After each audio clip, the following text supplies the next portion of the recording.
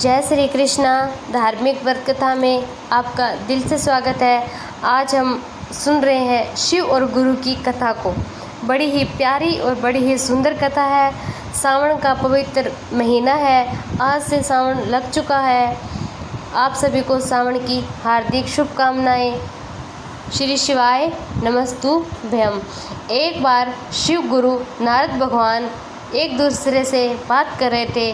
तभी नारद जी बोले, शिव जी, धरती लोक में शिव चर्चा इतनी क्यों होती है? सभी लोग आपकी इतनी चर्चा क्यों करते हैं? तब शिव गुरु बोले, देखिए नारद मुनि, ये सवाल का जवाब तो आपको धरती पर जाकर ही मिलेगा। आप धरती लोक में जाइए और पूछिए। नारद जी को शिव गुरु बोले, आप इंसान का रूप लेकर जाना, वहाँ जिस प्राणी का बच्चा आपको दिखेगा आप उसी से पूछ लेना। तब नारद जी बोले, ठीक है। नारद जी धरती लोक में मानव रूप धारण करके चले गए और सबसे पहले उन्होंने एक कौवे के बच्चे को जन्म होते हुए देखा और नारद जी उसी कौवे के बच्चे के पास जाकर उनके कान में पूछने लगे कि धरती लोक में शिव की चर्चा इतनी क्यों होती है, इतने शिव जी क्यों पूजे जाते हैं धरती लोक में। तो कौवे इतना पूछते ही कौवे का बच्चा मर गया। नारद जी बहुत दुखी हुए।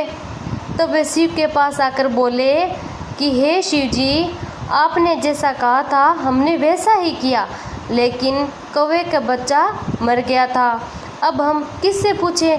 तब शिव गुरु बोले, नारद जी, आपको इसका सवाल का जवाब धरती पर ही मिलेगा। आप वापस जाओ और पूछो। तब नारद जी फिर धरती लोक में मनुष्य रूप धारण कर चले गए। इस बार उसको कुत्ते का बच्चा पैदा हुआ दिखाई दिया नारद जी को। जब वह कुत्ते का बच्चा कुत्ते के पास में जाकर नारद जी उनके कान में पूछने लगे तो कुत्ते का बच्चा भी वहीं पर मर गया। नारद जी ने पूछा, शिव की इतनी चर्चा क्यों होती है? शिव गुरु धरती पर इतने क्यों पूजे जाते हैं? तब कुत्ते का बच्चा भी मर गया। यह देखकर नारद जी बहुत निराश हो गए। वे शिव के पास वापस गए और उनसे पूछा कि शिव जी, आपने जैसा बोला हम वैसा ही कर रहे हैं, फिर भी जिससे भी हम पूछ रहे हैं वो तो मर ही जाता है। अब हम क्या करें? तो शिव गुरु बोले कि इस सवाल का जवाब तो आपको धरती पर ही मिलेगा, ढूंढिए, आपको तो फिर जाना पड़ेगा। तब नारद जी एक बार फिर आए, बड़ी आशा और विश्वास के साथ में आए। धरती लोक पर आकर इस बार इधर उधर घूमने लगे तो इस बार उनको एक गाय का बच्चा होता हुआ दिखाई दिया।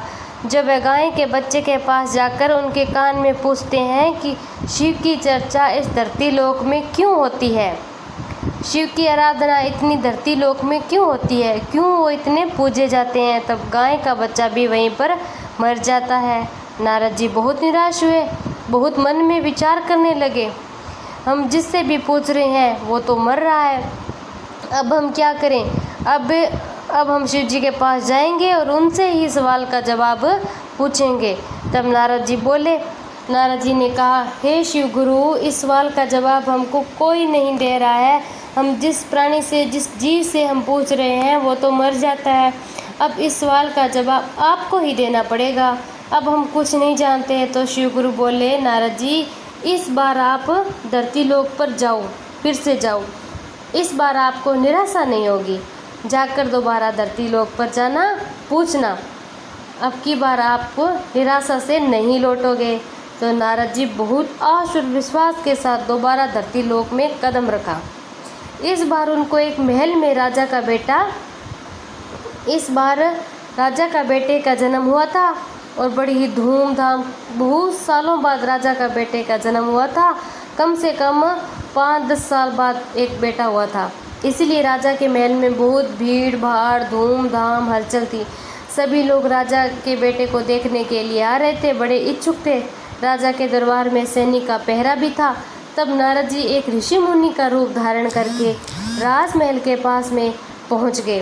वे सैनिक से पूछने लगे, सैनिक, आज राजमहल में इतनी भीड़, इतनी हलचल क्यों है? सैनिक बोले कि आपको पता नहीं कि राजा का बेटा बहुत सालों के बाद में जन्मा है, इसीलिए इतनी भीड़ है। ऋषि मुनि बोले, क्या मैं आपके राजा के बेटे को देख सकता हूँ?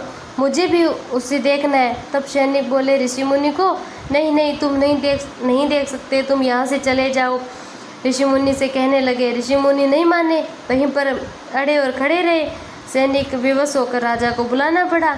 वे राजा से बोले कि एक दरबार में ऋषि मुनि आया है और वो आपके बच्चे को देखना चाहता है और जिद कर रहा है। तब राजा जल्दी आए और ऋषि मुनि से बात करी।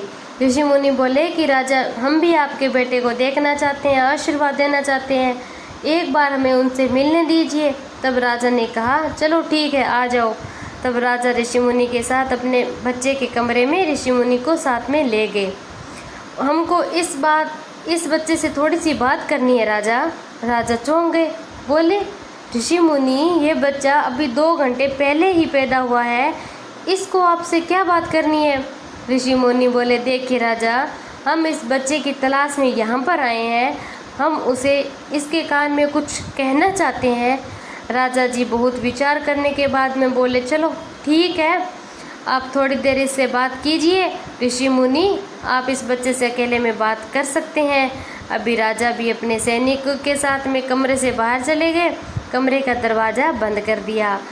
अब श्री नारायण नारद जी असली रूप में आकर बच्चे के पास जाकर बच्चे के कान में बोले कि धरती लोक में शिव चर्चा इतनी क्यों होती है, शिव की आराधना इतनी ज़्यादा क्यों हो रही है। तब वह बच्चा उठ कर बैठ गया और बोला, नारद जी, ये सवाल आप हमसे 3 बार पूछ लिया है। जब हम पहले रूप कौवे के रूप में हमारा जन्म हुआ था, उस समय आपने हमसे ये पूछा, उस समय हमारी मुक्ति हो गई। जब हम कुत्ते के रूप में जन्मे, उस समय आपने यही सवाल पूछा, तब हमारी मुक्ति हो गई। और तीसरी बार जब हम गाय के बच्चे के रूप में जन्मे, तब भी आपने यही कान में आकर हमसे पूछा कि शिव चर्चा इतनी क्यों होती है। ये शिव का नाम सुनते ही हमारी फिर से मुक्ति हो गई। अब हमें चौथा जन्म मिला है, वो इंसान रूपी का जन्म हुआ है, क्योंकि आप जन्म के साथ मेरे कान में शिव गुरु का नाम ले रहे थे, इसलिए हमें तीनों जन्म में बहुत आसानी से हमें मुक्ति मिल गई थी।